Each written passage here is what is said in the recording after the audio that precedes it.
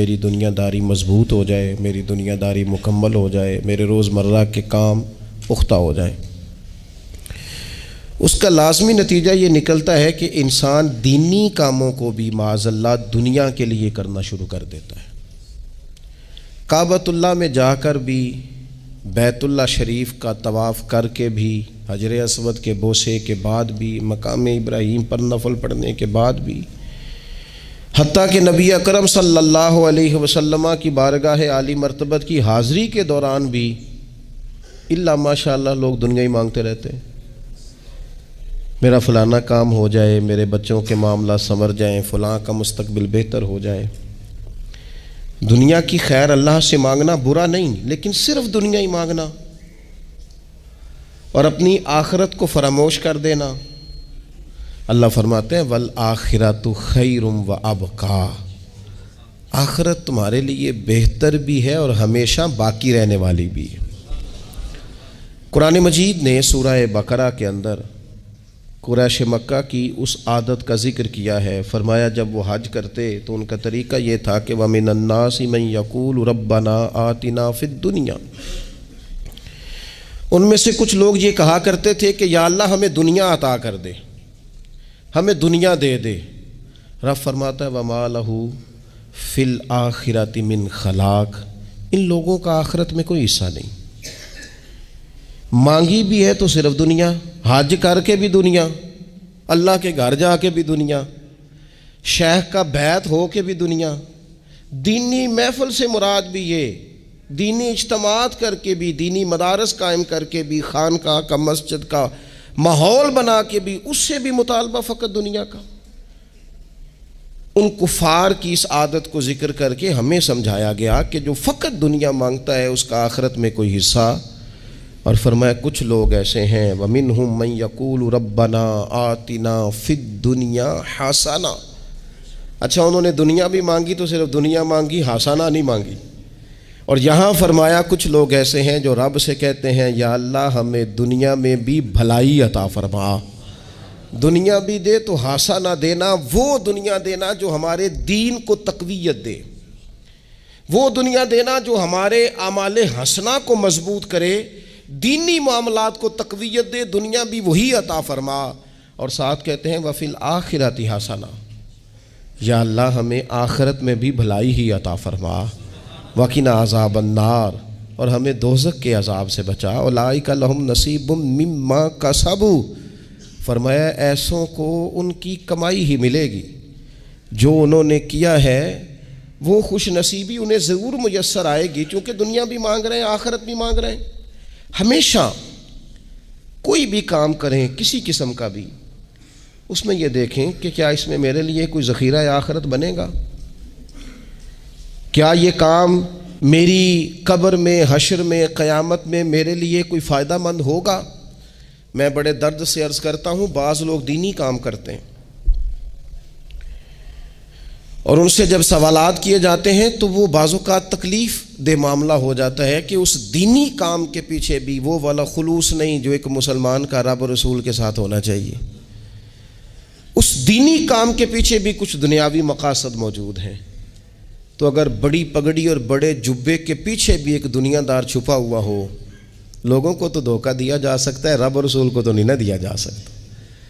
وہاں تو دلوں کا خلوص ہی پہنچتا ہے، وہاں تو نیتوں کا حسن ہی پہنچتا ہے۔ تو اللہ تبارک و تعالیٰ سے جب بھی سوال کیا جائے دنیا اور آخرت کی بہتری کا سوال کیا جائے۔ ایک لفظ ہے حدیث پاک میں جس کو عافیت کہتے ہیں، ترمذی شریف میں حضرت سیدنا عباس بن عبد المطلب رضی اللہ تعالیٰ عنہ آپ کی روایت موجود ہے، فرماتے ہیں میں نبی پاک صلی اللہ تعالیٰ علیہ وسلم کی خدمت عالی مرتبت میں حاضر ہوا تو میں نے عرض کی یا رسول اللہ صلی اللہ تعالیٰ علیہ وسلم مجھے ایسی چیز بتائیں جو میں اپنے رب سے مانگوں۔ چیز مانگنی ہوتی ہے نا، بعض اوقات موقع ملتا ہے تو کئی دفعہ انسان امتحان میں آ جاتا ہے کہ اب مجھے موقع مل گیا ہے، مجھے کہا گیا کچھ مانگ لو تو بھلا میں کیا مانگوں۔ حضرت عباس بن عبد المطلب رضی اللہ تعالیٰ عنہ نبی پاک علیہ السلام کے پیارے چچا جان ہیں، عرض گزار ہیں یا رسول اللہ صلی اللہ علیہ وسلم مجھے بتائیے میں اپنے رب سے مانگوں تو کیا مانگوں؟ تو حضور نے فرمایا رب سے عافیت مانگو۔ کہتے میں کچھ دن رکا، کچھ دنوں کے بعد پھر حاضر بارگاہ ہوا اور عرض کی یا رسول اللہ صلی اللہ تعالی علیہ وسلم مجھے بتائیے میں اپنے مالک سے مانگوں تو کیا مانگوں؟ تو حضور نے پھر فرمایا اللہ سے مانگنا تو عافیت مانگنا۔ بزرگ فرماتے ہیں یہ عافیت کیا ہے؟ عافیت یہ ہے کہ یا اللہ ظاہری پریشانیاں، باطنی پریشانیاں، اے اللہ ظاہر کے میل کچیل بھی دور ہو جائیں، باطن کے بھی دور ہو جائیں، اے اللہ ہر معاملے میں، ہر آزمائش میں، ہر دکھ میں ہمیں تیری پناہ نصیب ہو جائے، یہ عافیت ہے۔ اور صوفیہ کرام فرماتے ہیں عافیت سے بڑی نعمت کوئی نہیں اگر کسی کو میسر آئے تو، عافیت سے بڑا حسن کوئی نہیں اگر کسی شخص کو یہ نصیب ہو جائے۔ اور ایک اللہ والے نے تو ایک اور بڑا خوبصورت ترجمہ یہاں کیا ہے، وہ کہتے ہیں عافیت کا مطلب ہے دل کا قرار، عافیت کا مطلب ہے باطن کا سکون، عافیت کا مطلب ہے انسان کے مزاج کا حوصلہ، ٹھنڈک، بردباری۔ جس بندے کو عافیت نصیب ہو جاتی ہے گویا اللہ اسے سکون کی دولت عطا فرما دیتا ہے، تھوڑے پیسوں میں بھی سکون، بغیر شہرت کے بھی سکون، کوئی بات مان لے تب بھی سکون، کوئی دھتکار دے پھر بھی سکون، لوگوں کی گڈ بک میں ہو پھر بھی سکون، اور اگر لوگ سارے مخالفت میں آ جائیں تو چونکہ اللہ نے عافیت دی ہے پھر بھی سکون۔ اللہ تعالیٰ نے ان لوگوں کو قرار کی دولت، اللہ سے عافیت مانگی جائے، اس میں دنیا کی بھی بھلائی شامل ہے، آخرت کی بھی بھلائی شامل۔ نبی اکرم صلی اللہ تعالیٰ علیہ وسلم توجہ دلاتے کہ اللہ سے تم عافیت مانگو، ہمارا نہ جی، کیونکہ سب سے بڑا مسئلہ روحانی تربیت کا ہے۔ ہمارے ہاں باتیں ڈھیر سارے لوگوں کو آتی ہیں اور بہت زیادہ آتی ہیں، منصوبہ بندی کرنا، پلاننگ کرنا، اپنے معاملات کو خود سے کیسے لے کے چلنا ہے، کیسے ٹھیک کرنا ہے، اپنے حق میں دنیا کو کس طرح قائل کرنا ہے، یہ ڈھیر سارے لوگوں کو آتا ہے، اور اپنے حق میں دلائل کس طرح قائم کرنے ہیں، اس میں بہت سارے لوگ خود کفیل ہوتے ہیں، انہیں کسی سے مشاورت کی بھی ضرورت نہیں ہوتی۔ لیکن اللہ کی بارگاہ سے اپنا رشتہ کیسے جوڑنا ہے، مالک سے کرم کا سوالی کس طرح کر کے ہونا ہے، اللہ سے عافیت کا سوال کیسے کرنا ہے، یہ چونکہ روحانی تربیت میں ہمارا مزاج نہیں ہوتا لہذا ہم اس طرف جاتے نہیں، ہم وہ اپنی مرضی کی چیزیں، یعنی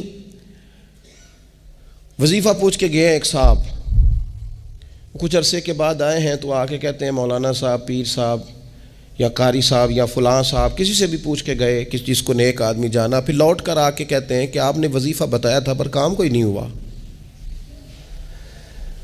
تو میں تو صاف کہتا ہوں اور کھلے دل سے کہتا ہوں کہ بھئی وظیفہ آپ کو بتایا تھا کہ اللہ کی رحمت متوجہ ہوگی، خدا کی رحمت کو آواز دینے کے لیے وظیفہ دیا تھا، کوئی بھی وظیفہ رب کو مجبور تو نہیں نہ کر سکتا معاذ اللہ۔ اور وظائف کس لیے پڑھے جاتے ہیں کہ جلدی سے معاملات ٹھیک ہو جائیں، میرے حق میں چیزیں بہتر ہو جائیں، تو اللہ کی رضا کے لیے پڑھے جاتے ہیں۔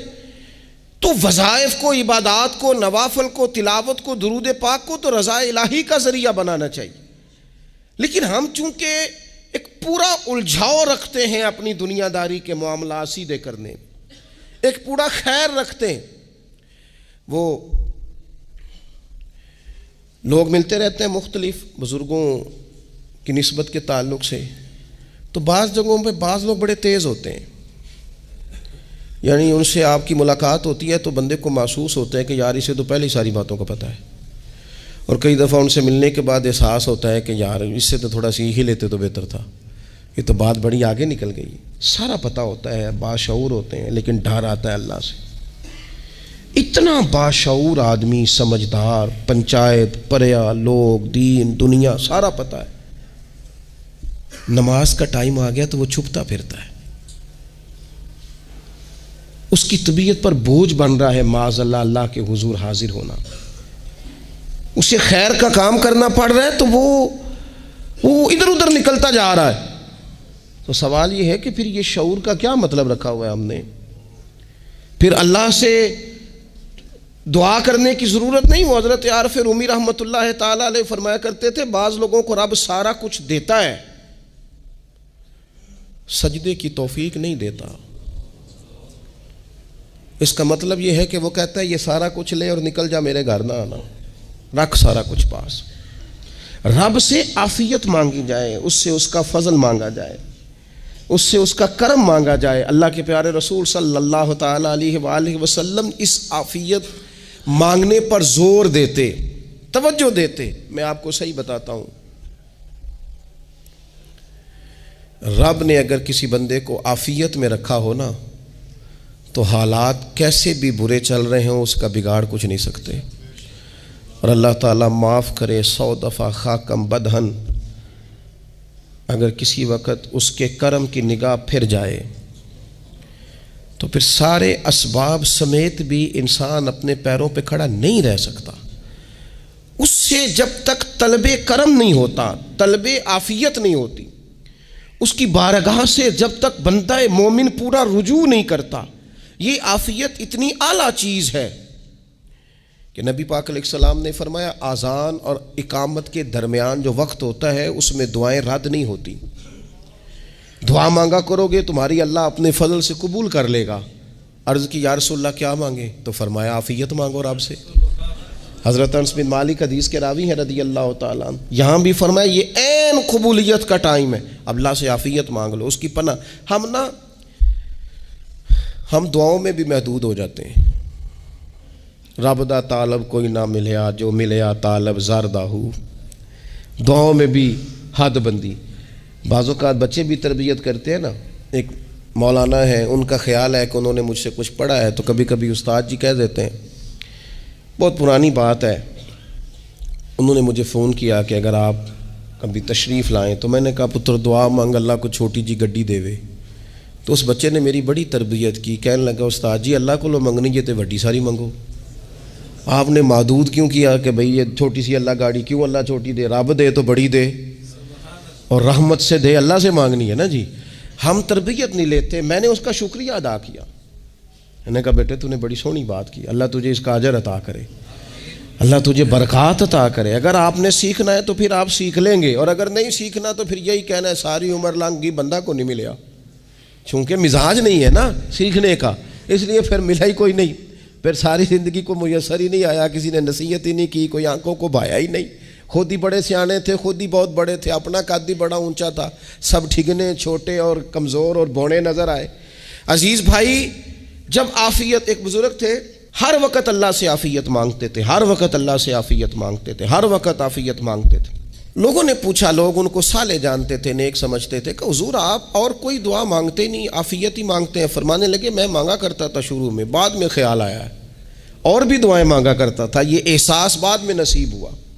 فرماتے میں مزدوری کرتا تھا، مال برداری کرتا تھا، ایک جگہ پہ ڈیوٹی کر رہا تھا تو تھک گیا، اور وہ جو کام لینے والے لوگ تھے ان کا رویہ بھی بڑا ترش تھا، تکلیف ہوئی، تو میں نے اپنے مالک کی بارگاہ میں عرض کی مالک اگر 2 روٹی بغیر مجھے مشقت کے مل جائے دن میں تو تیری بارگاہ تو بڑی کریم ہے۔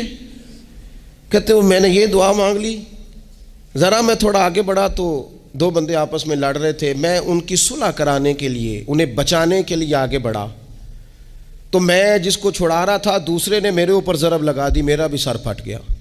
تھوڑی دیر کے بعد وہاں پولیس آ گئی، وہ تینوں کو لڑنے والا سمجھ کے اٹھا کے لے گئے، مجھے جیل ہو گئی، 2 روٹیاں بغیر مشقت کے روز ملنی شروع ہو گئی۔ دعا مانگی تھی نا کہ یا اللہ 2 روٹیاں مل جائے نا بغیر مشقت کے، کہتے ہیں وہ 2 روٹیاں روز ملتی، کوئی کام نہیں کرنا پڑتا تھا، پر جیل ہو گئی۔ فرماتے ہیں میں بڑا پریشان تھا، روز روٹیاں پابندی سے آتی اور بہترین آتی، کھانا ملتا۔ پھر کچھ عرصے کے بعد میں نے سوچا کہ یار یہ دعا تو قبول ہو گئی نا تیری، اب تو اگر اس پر کوئی الگ بات کرے گا تو وہ تو غلط کرے گا۔ کہتے ہیں پھر خود ہی میرے دل میں اللہ نے بات ڈالی اور میں نے عرض کی مالک 2 روٹیاں نہیں، مجھے تو عافیت چاہیے، مجھے تو عافیت دے، میرے اوپر تو کرم فرما، تو نظر رحمت کر، جے ایک قطرہ بخشے مینوں، جے ایک قطرہ بخشے مینوں تے کام بن جاندا ہی میرا، مہربانی کر عافیت عطا کر۔ فرماتے پھر خدا نے کرم کیا، کہاں سے اسباب بنے میرے جیل سے چھوٹنے کے، کون کون میرے ضمانتی بنے اللہ ہی جانتا ہے۔ فرماتے ہیں دروازے بھی کھل گئے، رزق بھی ملتا ہے، صحت بھی میسر ہے، سجدہ بھی کر لیتا ہوں، سویرے تلاوت بھی کرتا ہوں، شام کو مدینے والے کی بارگاہ میں رج کے درود و سلام بھی عرض کرتا ہوں، میں ممکن ہوتا ہے تو کسی غریب کی داد رسی بھی کرتا ہوں۔ اب سمجھ آئی ہے ربنا آتنا فی الدنیا حسنۃ وفی الآخرۃ حسنۃ وقنا عذاب النار۔ اب سمجھ آئی ہے رب سے جب بھی مانگنا ہے عافیت ہی مانگنی ہے، اس سے کرم مانگ۔ ہم نے محدود دعائیں رکھی ہوئی ہیں، محدود، وہ جی فلانا کام میرا ہو جائے تو بھئی وہ ایک ہو گیا، اس کے بعد پھر نئی ٹینشن بن جائے گی۔ نہیں، میں جی بچوں کی شادی کر لوں جی پھر میں فارغ ہوں۔ آپ شادی کر کے دیکھیں، لاگ پتہ جائے گا کیسے فارغ ہوتے ہیں۔ آپ یہاں رکتے کیوں ہیں؟ آپ خدا سے عافیت کیوں نہیں طلب کرتے؟ اس کی بارگاہ سے وہ کیوں نہیں مانگتے کہ جو ایک قطرہ ملے تو دنیا اور آخرت کے سارے کام ہو جائے؟ اس سے اس کی رحمت کا سوال کرے، اس سے اس کے کرم کا سوال کرے۔ اللہ کی بارگاہ میں بھی حاضر ہونا اور جچی تلی اور جناب ناپ تول کر اور محدود چیزوں کا سوال کرنا، مالک سے مانگیں، اور وہ جب دیتا ہے تو دیتا بھی بے حساب ہی ہے۔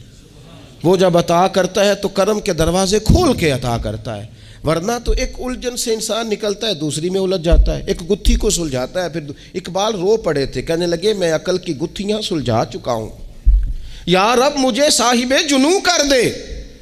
اللہ یہ بڑا میں نے ہیر پھیر دیکھ لیا، مجھے دیوانہ بنا، اب مجھے جنون ہو، اب میں کسی کے لیے رویا کروں، اب میں کسی کی یاد میں تڑپا کروں، اب میں رات کسی کے لیے میری آنکھیں بیدار رہیں۔ یہ بڑی ہو گئی دنیا داری، عقل کی گتھی حالانکہ نہیں سلجھتی، پر اقبال کہتے ہیں عقل کی گتھیاں سلجھا چکا ہوں، یا رب مجھے صاحب جنوں کر دے۔ اور پھر کہنے لگے بجھی عشق کی آگ اندھیر ہے، اب یہ مسلمان نہیں، یہ خاک کا ڈھیر ہے، تو مٹی بن کے رہ گیا۔